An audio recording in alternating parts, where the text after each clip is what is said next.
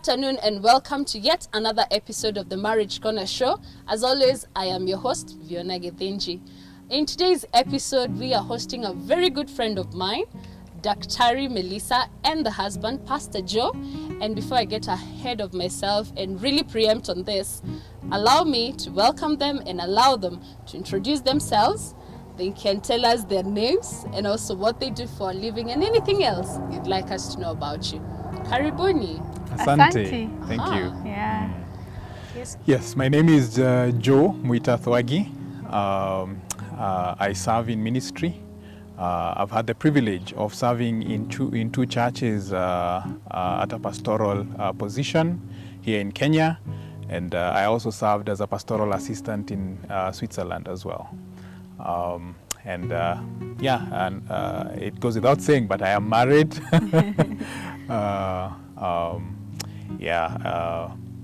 We're blessed with one daughter, Olive. Wow, okay, nice. Okay, and my name is Melissa Wangui Mwita. I'm a mom, I'm a wife, and I'm also a lecturer at a local university. Nice. Karibuni sana. Asante. I can assure you it's a pleasure having you guys here with me today. Thank you. So feel very, very at ease to have this conversation with us. Yeah. And to start us off, allow me to ask you where you met. What's the story? Where is the starting point of this story? Okay, so we have slightly different versions of how the whole story went down. Okay. But I will start. All right. So we met in 2016 here in Nairobi. We were attending the same church at the time. And so at that time I was a student in Japan. And whenever I came home, I would attend that church. And Joe also happened to be attending the church. And while I was on one of my visits home, I went there, and that's how he saw me, and then we started talking. So that's where we met in church. Yeah. All right, Joe, what's your version? So I'm the local boy who I remember the date. It was May 8th, 2016. That was a Sunday, and I saw her in the service. And I asked her for her name. And then at the time I didn't know that she was around just for a short while. She had come for a 6-week research period of 6 weeks. And so, but at the time I didn't know. I knew that after the 3rd week is when I knew I had like only 3 weeks to sort of do what I needed to do.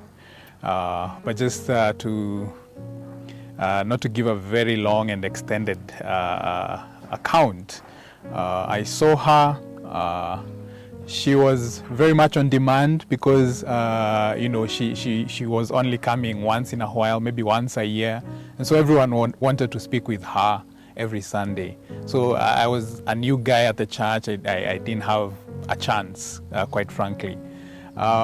So what I did is that I asked one of her friends to call. This is the second Sunday. I asked one of her friends to call her for me, which she did, and that's how we began talking. The first conversation was a bit uncomfortable for me. Every guy has planned out what to say, but I think she also had her defense mechanisms. Okay. Right, and it was a bit, it didn't go as planned, let me just put it that way, both because of the way she was responding at the time, and as I said, she was on demand, so even as I was talking to her, other guys want to, guys and ladies want to come and talk to her, so the interruptions and all that, over the course of time, we were able to speak maybe 2 or 3 times during that 6-week period. Oh, okay, yeah. Okay. I think I can add some detail. Yeah. So when he approached me that Sunday, he did it in a way which came out, I don't know, it rubbed a few people the wrong way, me included. And so he wanted to apologize for how he did it. And he asked our friend for my number so that he could at least apologize for how he called me. He should have used, a better way. So when he asked for her number, she, I think, mistook one digit. And I think because he didn't want to call, he instead texted a very long message, but to the wrong person. So it's like, oh, I'm so sorry because of how I approached you. I should have used a better way. And it was like a whole paragraph. And he sent to this person. And the person, I think, read the message. And did he call you? Yeah. He called and asked, are you okay? Like, this guy is in trouble because of the long apology he has sent. Yeah, but that was an interesting bit. I'm very interested in how he did it for him to apologize. What did you do wrong? It wasn't something Not wrong per se. Yeah. wrong. Yeah. I think when I sent her friend to call her, she was speaking with some of the older ladies in the church at the time. And then, so you can imagine, everyone is like, why are you coming to fetch her? To come and talk to, because she was in the middle of a conversation, which no doubt was important. So what's more important, that she has to be plucked out of the meeting. Yeah. So I think that, and also the fact that when we were having our conversation, she was, not so forthcoming. I felt there was a bit of tension, and, I thought it's probably the way I called her. That was a problem. So I wanted to apologize. So I asked her friend to give me her number. So that's how things led to that. So you sent it to the wrong number. Yes. Then what happened after that? You sent it actually to a guy. Yes, it was a guy. Oh Lord.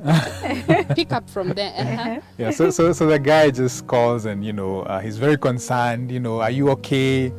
So I'm who is this? He says, no, you sent me a text, a very long text. But I'm not Melissa. But I'm not Melissa. And so I'm like, I'm so sorry. But but are you okay?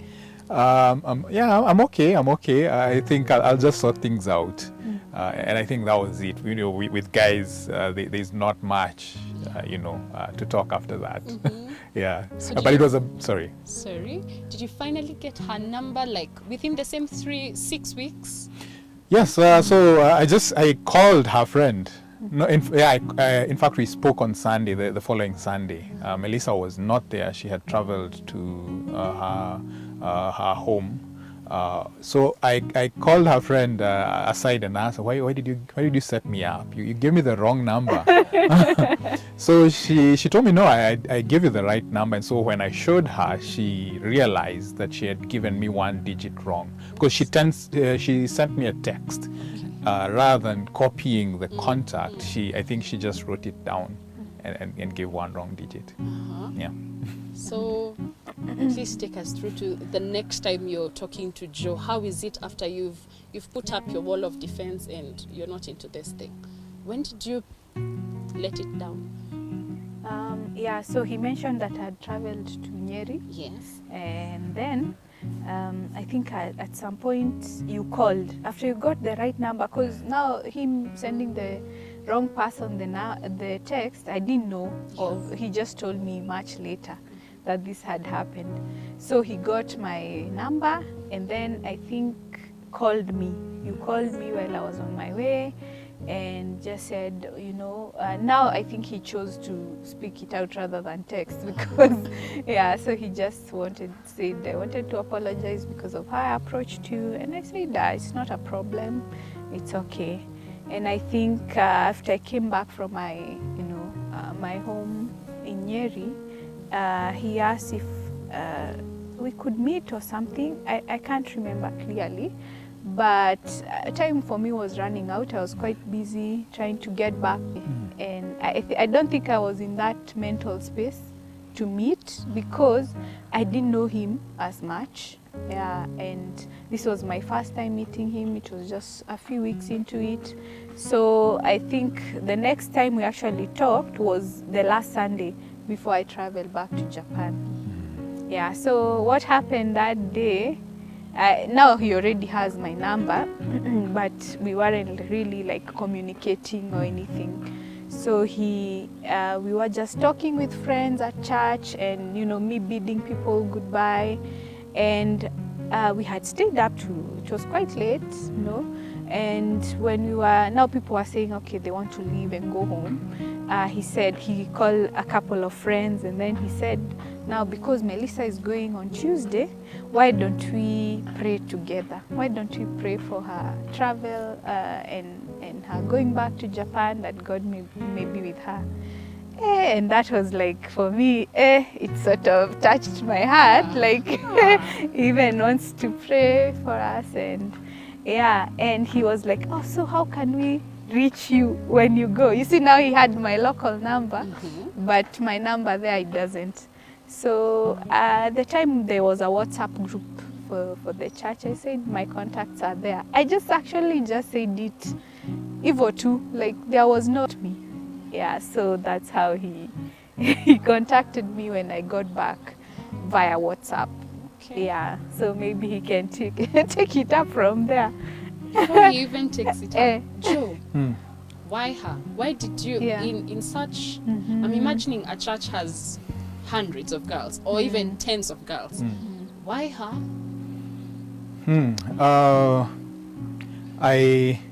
First of all, of course, I was attracted to her physically. I liked the way she was dressed on that particular Sunday. Not too showy, just modestly. And when I got to talk to her, and ask me what was important is she a Christian? Do her friends have a good testimony about her?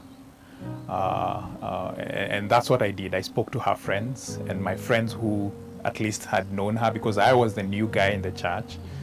And everyone was telling me, she's down to earth. In fact, I found out that she was doing her PhD either on her 3rd or 4th Sunday for that 6-week period. That's when I realized, I'm out of time. I thought, this is something I'm going to pursue or something of the sort. But now I realized I was short on time. And even by the time I was praying for her that last Sunday, by all accounts, I had actually given up because I was, the communication had gone down. And I thought, now she's going, and, there's not going to be any real chance to get to know her. But I think basically it was just how she carried herself. And when I spoke to her personally, I asked her very directly if she's a Christian, and just to be able to hear from her, what does she say Christianity is? And from what I heard, I was impressed. And I said, if I'm going to pursue any lady, this is her. Okay. At this time that he's thinking of pursuing you, where is your mind in terms of being pursued, dating and all that? Where is your mind? Good question. Actually, before I take you back a little bit. Okay. So the first Sunday we met, he mentioned, what happened is that a lady friend of mine, another friend now, had a question, a kind of a theological question. And she was like, there's this thing that has happened this week and I need to ask someone about it. And then she was like, I'm going to ask Joe because that guy knows his Bible. So, of course, I never knew a Joe. That was the first time I was hearing about Joe. So she went, I said, okay, you can go and ask him. Then when I was just passing by, I found them discussing, just in the church hall. And she's like, grab a seat. Let's hear what the Bible has to say about this. Of course, not to like ati kumsifu sana ama nini, but it of course left an impression that this is someone even other people trust to bring questions about the Bible too. And I think that also left an impression in my mind. So that was one of the first impressions I had of him. And when I joined them, he was really trying to tackle the issue biblically, and that was a good thing. And now back to what you've asked about where was I. So I think at the moment I was a student, as I mentioned, in Japan. I was doing my PhD. It was supposed to be my last year, So I had come to do like a final data collection, and it was a very, very busy time for me. I was so overwhelmed, I would say. So yes, of course, at the back of my mind, I wouldn't have minded to be in a godly relationship that would lead to marriage, but I don't think I had the capacity to handle, you know, the demands that come with a new relationship and all this. So I wasn't quite ready. Yeah, and Joe was coming in as sort of someone I've never met before, and then I felt he's quite forward, so that made me a little bit uncomfortable. Yeah, but with time, he proved to be genuine, and I think that's how I got to warm up to him. Yeah. Okay. Yeah. So 6 weeks in Kenya, you guys get to meet 2-3 times in 6 weeks. Okay, that's interesting. Yeah. For a forward guy. You didn't try harder to get to meet her, take her out or something like that? Well, for starters, again, I'm the new guy in church. I have no history about her. I had some rumors that there was someone else who in the church may have been interested. So I didn't want to, how can I put it? You don't want to be that guy who gets it. Your friends sort of, if they had seen her before,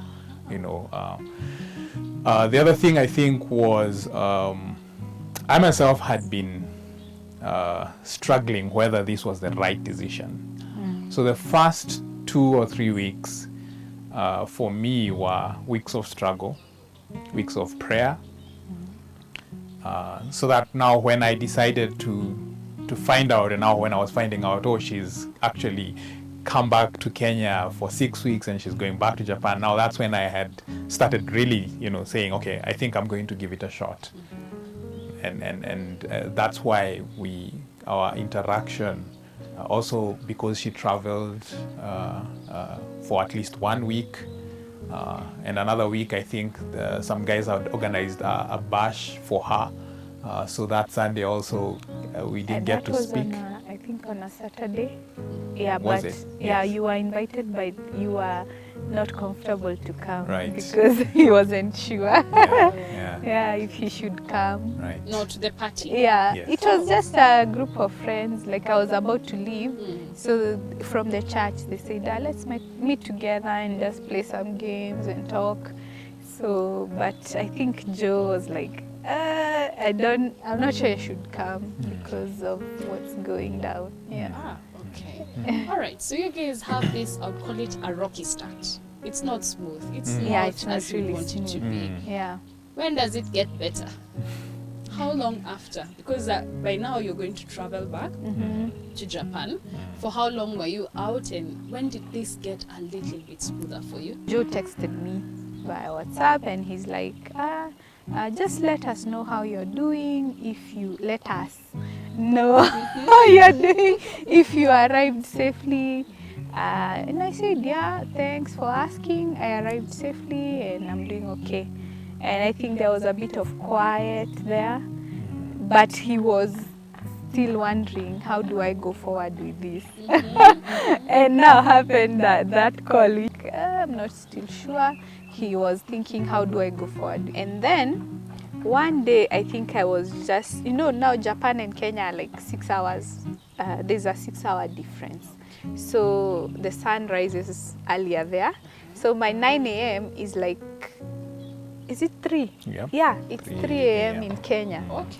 So I don't know what I was doing on my phone. I think just morning I'd woken up and scrolling my phone, checking WhatsApp and all. I don't know. This is my version, but Joe will differ.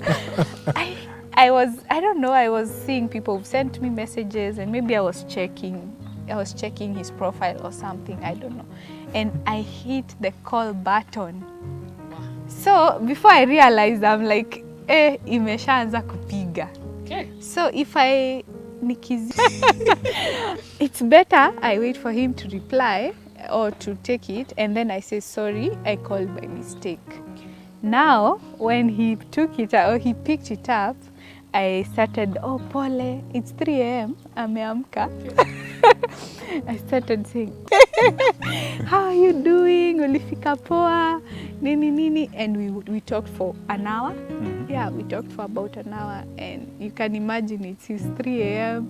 Me, I'm waking up trying to do things, but we talked for an hour, and for him that was like, now I have a chance. Yeah. So, but he says, I didn't dial by mistake. Well, in God's providence, I called. Maybe God worked it out in that way, but yeah, it was really by mistake. But yeah. Do you know what's your version of that one? Yeah, the details are correct, but I think for me the issue is whether she dialed by mistake or not. The questions I have, when you dial someone's number on WhatsApp, you have to be on their profile. Yeah. So, and Cynthia, so, that's why it was awkward for me. Yeah, so I think for me, I think God works things out well so that she could call. And as we say, one good turn deserves another. So she's the one who had called the first time. So I think about 2 or 3 days later, I decided to call her just Returned the favor.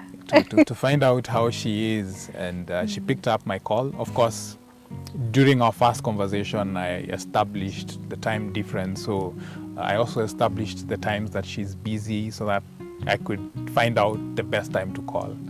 So that's what I did the next time. I think I called again. It was maybe my 2 a.m. And her morning, maybe her 8 a.m. Yeah, so I just called and she picked, and we spoke maybe for about 3-4 hours the second time. Whoa. Yeah.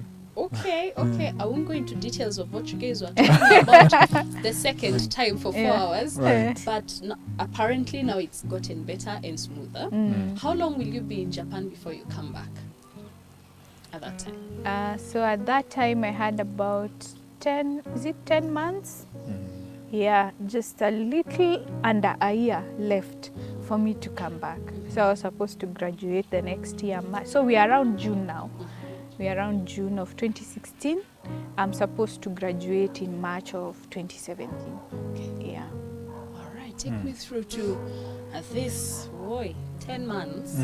You guy, you've already established this is it. And I'm not wasting another minute. You will call even for 4 hours. Right. Is your heart settled by this time that it's a safe zone to be pursued? What I was thinking is that this seems worthwhile to give a chance.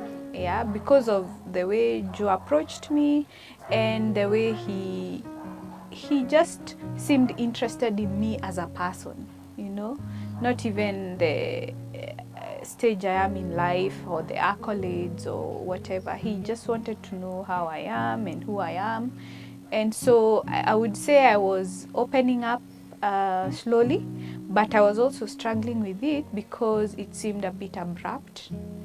And I'm far away, and I don't know what course my life will take after graduation. Will we be in the same place? Will we be able to, come together in terms of choosing the direction of life? And I think at the time I was 27 years old, yeah. And I was thinking, I don't want to be in a relationship, and then a few months down the line, now we are breaking up and it's back to square one. So I felt it's better to just take caution rather than, get to that place and then you have to deal with breakup and things like that. Yeah. So I would say on the one hand, the person, the way he's talking to me and approaching me gives me a bit of confidence, but I'm also cautious because of my stage in life, and I don't know how things will go here. All right, so the 6 weeks are over. She goes back to Japan. Please take me through this 10 months that you were away. What was happening in between there? Did you take me through those 10 months up to and until you come back to Kenya? Okay, so I think we continued talking on and off. Yeah, but as I said, I think he was also trying to figure out in his heart whether he should go forward with this. And then there was the phone call that happened, and that opened the door for communication. Yeah, and I think a few weeks later, now we are heading into July, he now asked me if I could consider being his girlfriend. Yeah. So at the time also there was someone who had shown interest in me, but there were some fundamental differences in terms of our Christian belief, and so I wanted to settle that first. So I told him, okay, I don't think it's possible, and put that at rest. And now I felt more at liberty to now give Joe a chance, so to speak, and see where this would go. Yeah, so after he had asked me, in fact, he had sent me a message saying, I will let you decide, and I leave the matter to God, but I am pursuing you for a wife. I'm not doing this, you know, this is not a test drive, this is mchezo. Yeah, so when he sent me that message, I told him, give me a bit of time so that I pray about it and consider. And I think 2 weeks later, I was like, yeah, I think we can go forward with this. Yeah. Right, so 2 weeks later you pick up. This is now still in July. Yeah, so it's like we're now heading to mid of July, end of July. End of July, yeah. Yeah, yeah. And you guys start officially dating via WhatsApp. Yes. Yeah. So your first question, is it the calls? What changes after that? I would say frequency. Mm-hmm. So the calls are now daily. Wow. The time that we are spending, because we recognize that we are thousands of miles apart. Yeah. So we would spend sometimes up to 8 hours on call. WhatsApp was a very cheap option because I would spend about 50 shillings if I was spending a lot of time, like 8 hours. But on a regular day, it would be much less than that. Yeah, so the frequency, I think in terms of now it became daily. I started asking very direct questions, wanting to know her family members, how she's grown up. And now we started discussing things with a view towards marriage. So things like finances, our future, how many children, those kinds of questions now were what we were, things that happen in her life daily. I got to know her friends in Japan, at least what we were now discussing. Okay, so why? Because it can be quite tough time. So this was calling for an extension. And so I thought it's wise that I extend so that I can finish, like do a 1-year extension. So that was going to be talking. At this time, we had really gotten to know each other, because now it's towards the end of use that time to actually get married. Okay. Risking another whole year. What do you think? I think you can explain without much hassle. Yeah, and then we take it from there. Oh, okay. That's a twist. That's a real twist. Normally you finish school then get married, but you guys decided otherwise. Please tell us about that, Joe. Having a relationship long distance is not here. Being apart for 10 months is, bad enough, as it were. Yeah, so up to that point, and now the scholarship was going to end if she was going to extend. Okay. So there were other things that we had, so on and so forth. That being the background, I proposed, let's get married, let's figure out life together, and let's see how this will go. And she was like, yeah, it's a good idea. And we decided to tell our family members at the time. So we had just decided in mid-December we're going to get married. And now I get a call from her. Of course, I was getting it every day, but now this call around December 23rd is, hey, so, actually my brother is on his way. It's now or never. So I got treated, and that's how the introduction bit came about. Wait a minute. A few weeks before that, I had now told my brother that, yeah, this, we thought about getting married. He's like, okay, it's fine. Of course, he didn't think it was gonna happen so soon. But thank God he was open when I suggested that since everyone will be at home for Christmas, just go and get to know him. And if there are any red flags, if there is something that's... My word. Joe, what was that like? You literally threw yourself into the fire. Yeah. Because she's not there to take the punches for you if they happen. Yes. And she's taking, or else you're taking yourself. Yeah. What is He that was like, very Joe? protective of me. I think her big brother had some, he had worked as a journalist for some time, so he knew how to quell down tension and such situations, and it was very helpful because we were traveling from Nairobi to Nyeri in his car. He picked me up, and he was with his family. I've actually written a whole blog about that journey, going to Nyeri, and how he has 2 kids, and the kids were, one I think was 2 or 3, and the other one was about 6 or 7 at the time. Kids with their questions, how Auntie Melissa ako wapi, uko na gari, those kinds of questions. And I'm here, so it was quite interesting going all the way to Nyeri. But Melissa's brother was very helpful. When we got to Nyeri, the whole family was there, so I met this group and some neighbors, so it was like 20 or so adults and many kids. And we've arrived in time, just in time for lunch. So we take lunch, and after lunch, Melissa's uncle, says, okay, I think we have a visitor amongst us. We'd want to hear why he's here. Caspar, I've seen you're the one who has come. Caspar is was Melissa's brother.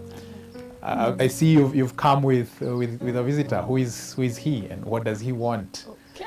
So it was that period, and yeah, Caspar began well. He said, this is Melissa contacted me and told me there is someone who is in her life, and since he has a mouth, he can speak for himself, and that was it, Well, in God's providence, I had worked in that region with an NGO a few years earlier. So I knew the region quite well. So that worked to my favor. Even as I explained, and I was telling people how her family, how I worked there, and I could mention a place. I could mention that very town they were in and the towns around. And it made it easier to talk with them. And they were very receptive, very welcoming. After I spoke, maybe for about 5 or so minutes, felt like an eternity. But the uncle was, he spoke very well. He said, that he was glad that I respected them and I came to them rather than go behind their backs and, we come back and, there's no formality. So they were happy that I was following what was formal, even though it was in an extraordinary kind of situation. Yeah. Right. We will take a very short break at this particular moment, but when we do come back, I will delve into what it was like when Melissa came back from Japan. Keep it locked.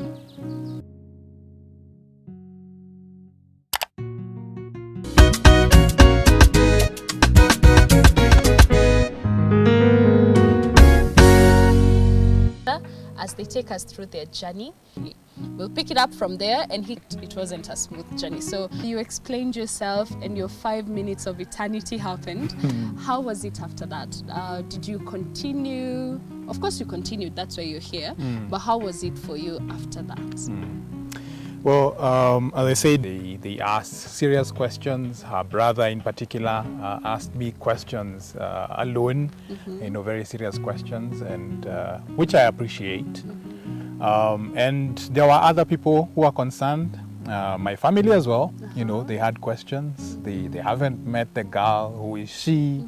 That's the initial date was at the end of February of the next year, and we're in December. So we have something like 2 months to and many other friends. And We started the committee meetings. Sometimes I used to joke, and I would say, there is her photo if you want to see her. Yeah. You know how committee meetings are. Both parties have to be there, but she was still in Japan because she was scheduled to come back. I believe it was February 1st was the date that you actually came. You traveled from a very close distance, that is in the same environment. So there were some challenges definitely with some friends and many other people who doubted the genuineness of this. There was many allegations were made. At times the allegations went overboard, I would say. Many people went beyond consideration that we actually have spoken, what had made, and we went into prayer. We involved various friends. We are very grateful, especially to our best couple. They were very instrumental in our wedding and afterwards in our marriage, helped us. They understood the circumstances. They were very welcoming. And Melissa now came back at the beginning of February. I went and met her at the airport. I went with one of her friends.